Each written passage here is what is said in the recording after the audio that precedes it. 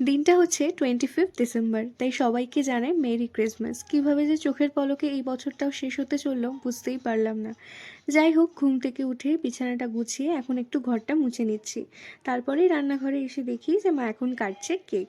সত্যি কথা বলতে, যতই সুন্দর সুন্দর টেস্টি ক্রিম কেক চলে আসুক না কেন, এই ড্রাই ফ্রুটসে ভরা কেকের কিন্তু গুরুত্বটাই আলাদা।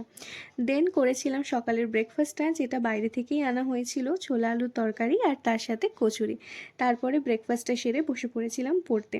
তারপরে মিন্ত্রা থেকে আমার চলে এসেছিলো একটা পার্সেল, যেটার জন্য আমি ভীষণ এক্সাইটেড ছিলাম। এটার কালারটা জাস্ট দারুণ এসছে। আমি যবে স্টাইল করব তোমাদের সাথে আমি অবশ্যই শেয়ার করব। তারপরে চলে এসেছিলাম রান্নাঘরে, কারণ আজকে সকালে চিকেনটা আমি রান্না করছি। রান্না করে স্নান সেরে চলে এসেছিলাম ছাদে একটু মিঠে রোদ খাওয়ার জন্য। এই শীতকালে মিঠে রোদটা না বেশ ভাল লাগে।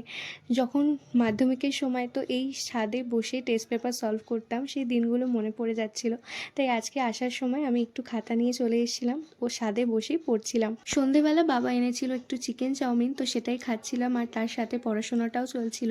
আর সারাদিন এত পড়াশোনার কারণ হচ্ছে 27th রয়েছে আমার একটা এক্সাম, তার জন্যই আজকে কোথাও বেরোয়নি, বাড়িতেই ছিলাম।